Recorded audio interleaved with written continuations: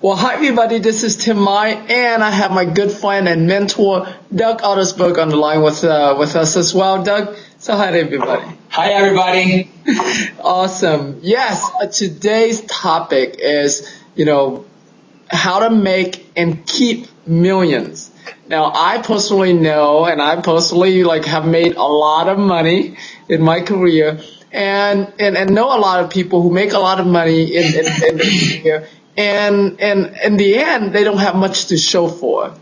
Doug, on the other hand, has millions to show for. And so, today's interview is interviewing Doug on, how he not only make millions, but how he keep those millions. And so, Doug, welcome. Thank you for being on. Hey, good morning.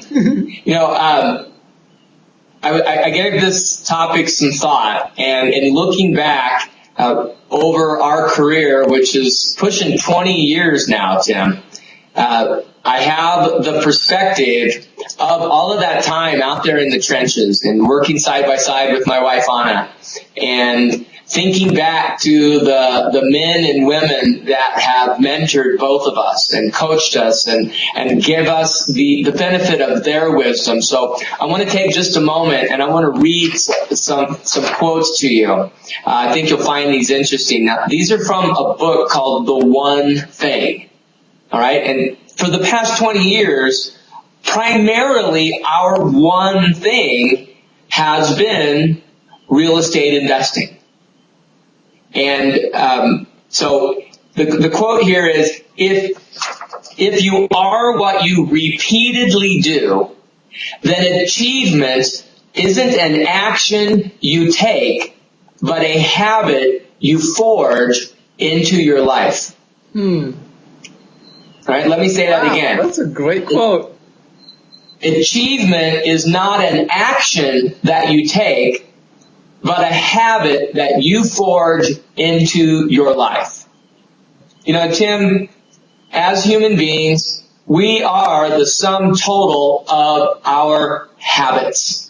Correct. All right? For example, one reminder of our habits, our bodies. So I hired a personal trainer to help me untrain certain aspects of my body that I unknowingly and just without even thinking about it, trained into my body. Right?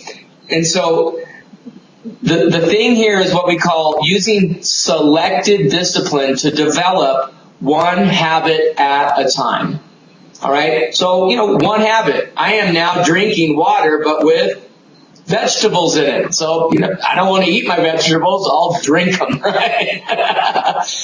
But you do that, and, if you could make yourself literally drink the required amount of water you need to make your body healthy, and if you just did that, for each of us it's different, but the sweet spot seems to be for 66 days.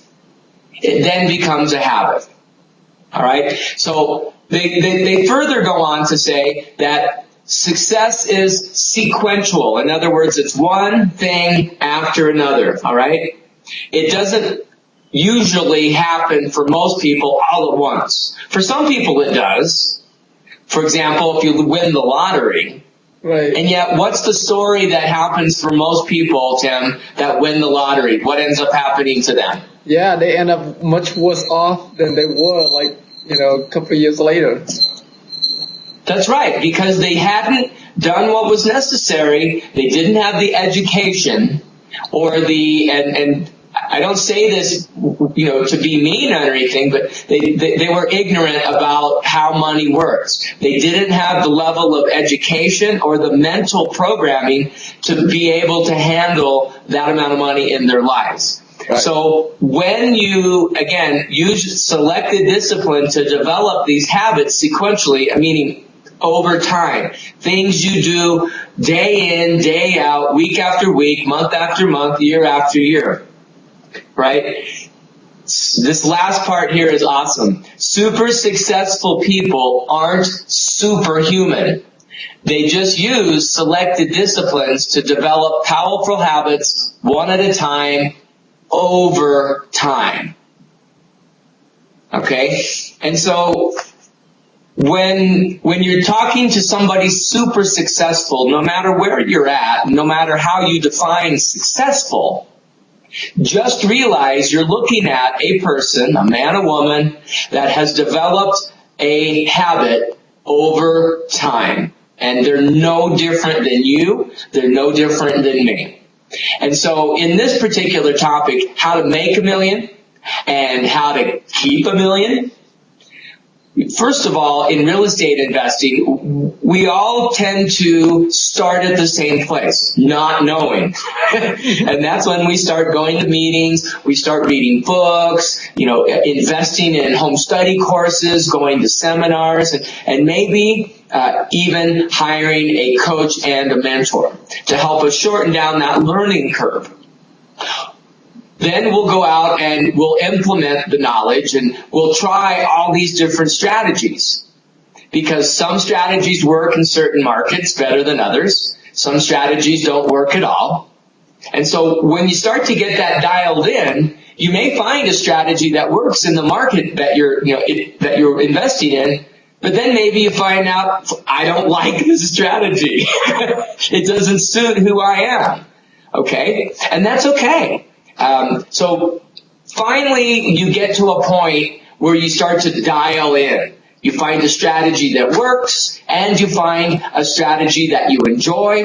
You find a coach and a mentor and a program that supports you and that helps you thrive.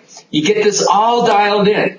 And as you start to dial that in, you then start to experience success because of these habits that you've developed, because of the knowledge and the skill sets that you've literally programmed yourself with. Step one.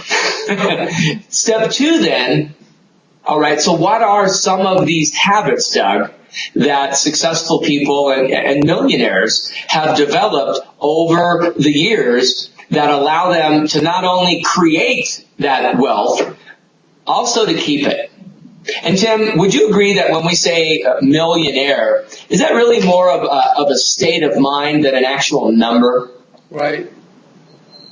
Yeah? Because I know for some folks that I've coached and mentored, when they think of $1 million and they've never made more than $60,000 a year or $40,000 a year, it becomes intimidating. So what I really want you that are listening and watching to this video of Tim and I right now is just go ahead and set that $1 million aside, all right? Set millions, set, millionaire, just set it aside for now and just think in terms of what that'll get you. All right? What will that get you, and what is it that you really want? And at the end of the day, what is it that most people want, Tim, in your experience? Yeah, well, most people want to be happy. Most people want to have relationships. Most people want to be healthy, have fun. Yeah. Yeah. And so that boils down to having the time that you want to do what you want, with who you want, if you want. Right? Right. And so, early on, Anna and I found that, the amount of money that was required for us to be able to do that, in the beginning, that was a lot smaller number than it is right now. And it grew over the years as our family grew and as our wants and desires grew. And yet I also realized that at some point that number is going to go back down again. We'll have all the things we thought we wanted. The children are out on their own. And so really get your mind wrapped around, what is it going to take for me to do what I want? And for some of you, it might not be that much. You might be surprised to learn how you could live the lifestyle you want and enjoy the time and the freedom to take care of yourself and for others and, to do all the things you want to do. It might not be $1 million for you, all right? So, the habits. First of all, knowing what you want. That's huge. Knowing what you want and what it's going to take you on a monthly basis. In fact, Tim and I are going to be hosting another Fast Track to Financial Freedom workshop coming up here shortly. And we're going to take some time where you're away from the cell phone, away from the kids, away from the pressures of the outside world. And we're going to give you a moment to actually sit down, write out what it is you want, and then put a pencil to it and figure out, just give it a best guess. What's it going to take to support that lifestyle?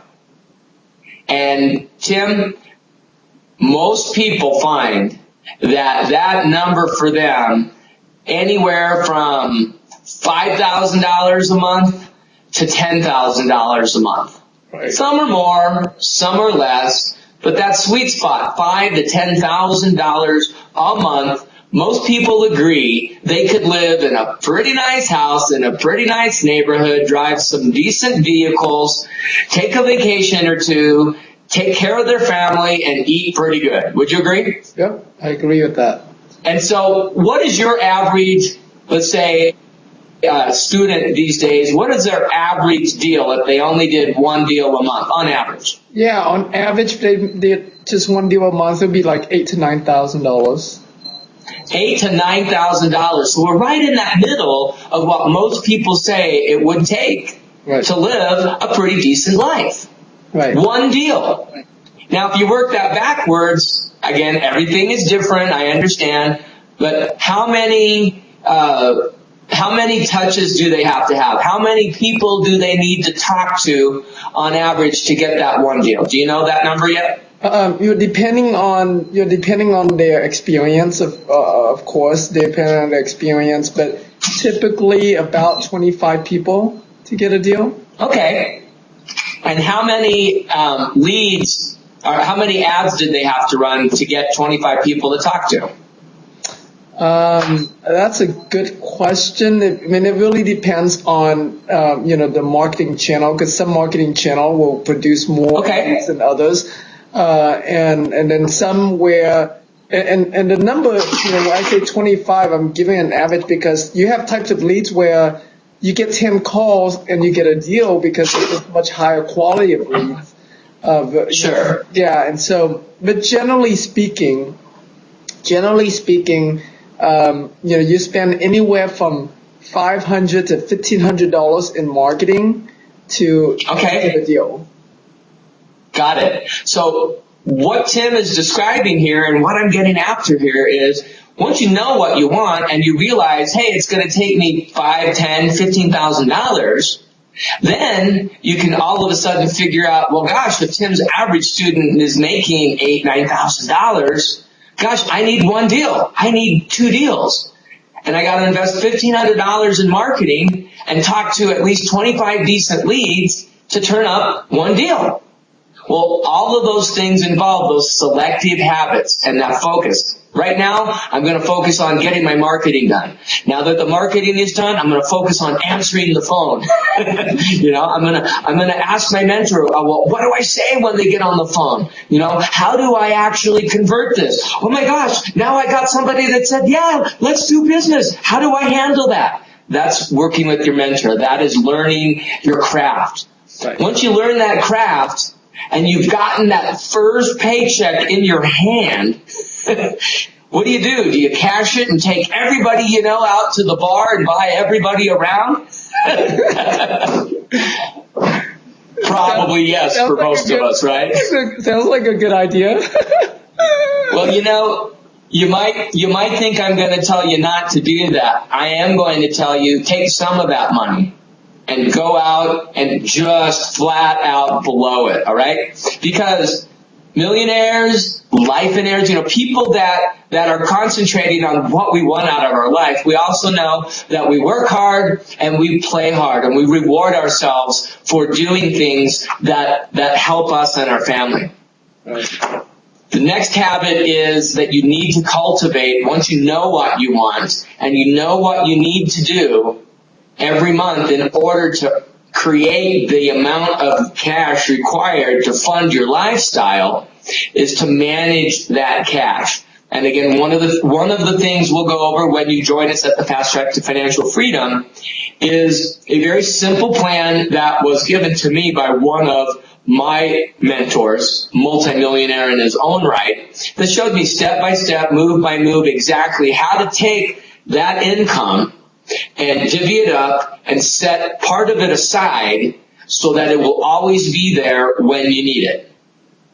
And that's just a habit that you get into.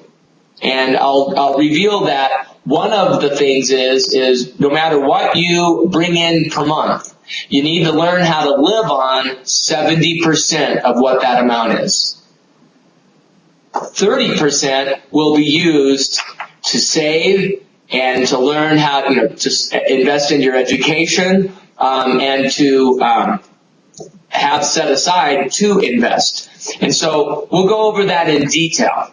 But that's how you create $1 million, or that's how you create whatever it is that you want. The next step behind that, though, Tim, is once you get into this pattern of starting to create income, you need to then invest some of that income into an asset that will continue to create income for you, whether or not you're able to or whether you want to go out and create that income on a monthly basis. And that, Tim, is how most people fail.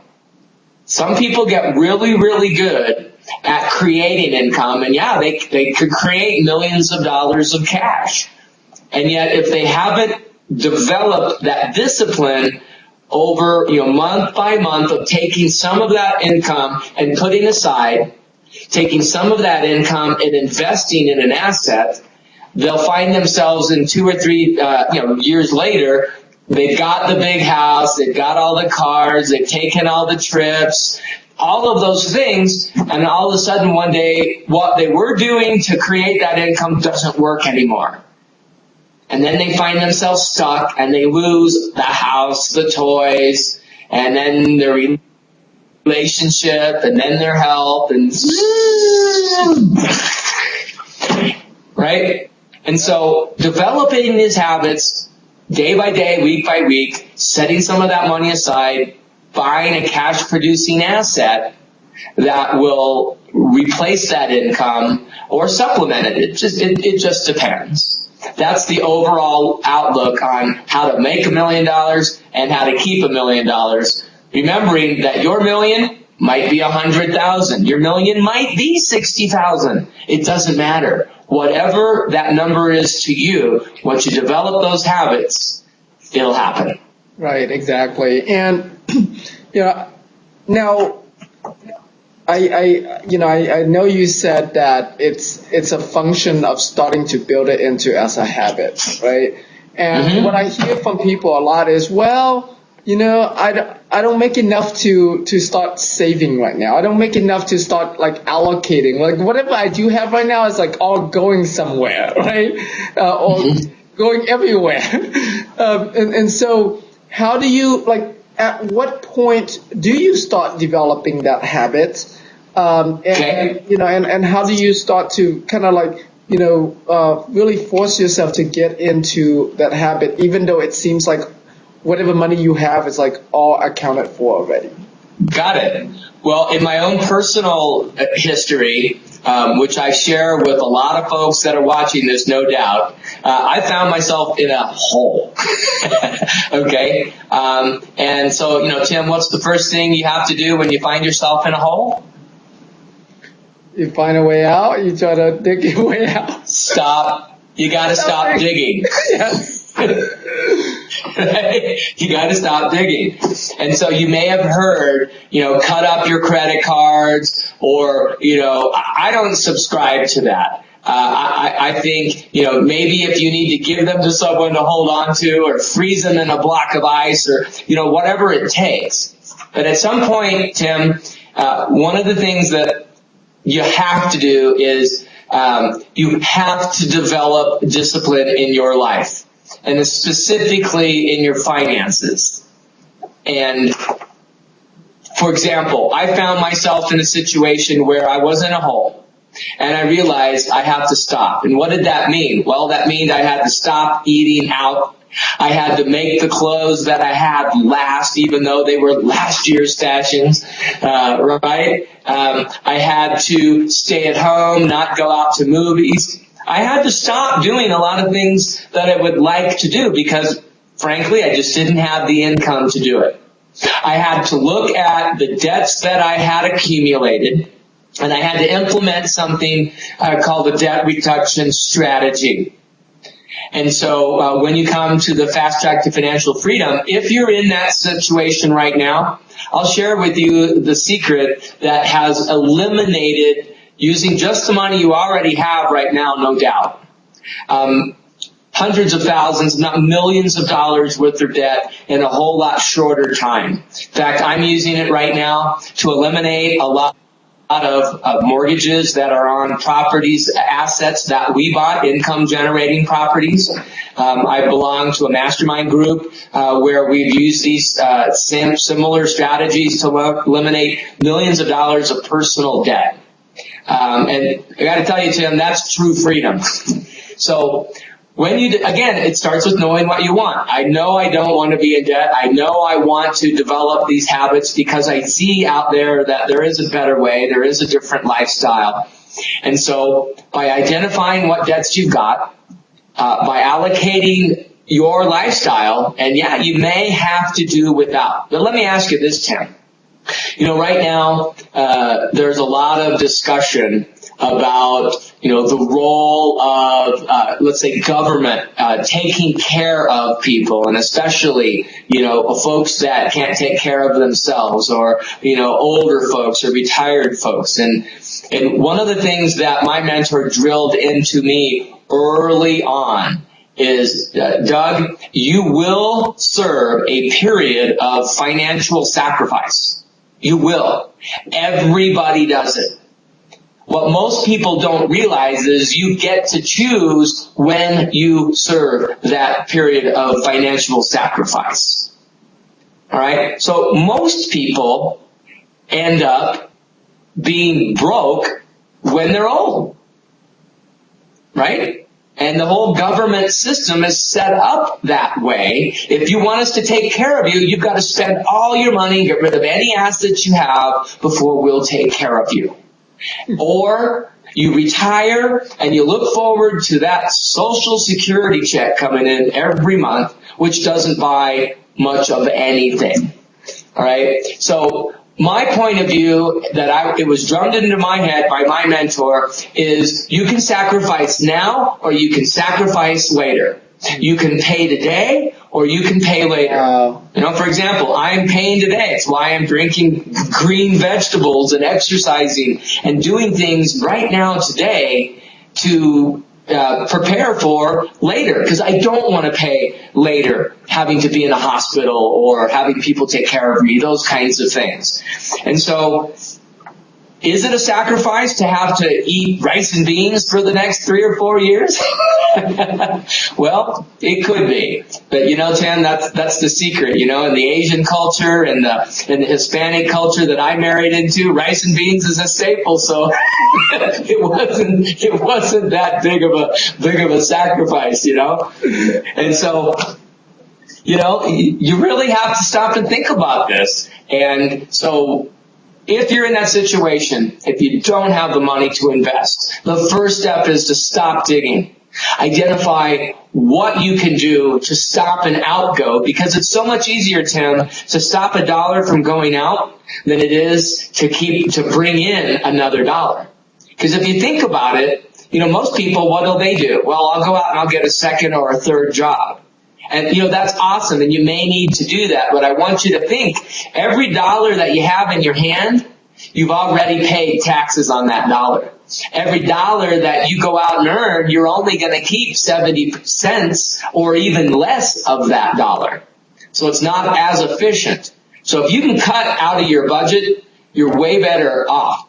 Then if you need to go out and get a second or third job so that you can start to add that income to whatever it is you're making now to pay off your debts, well, then that's something that you'll need to do.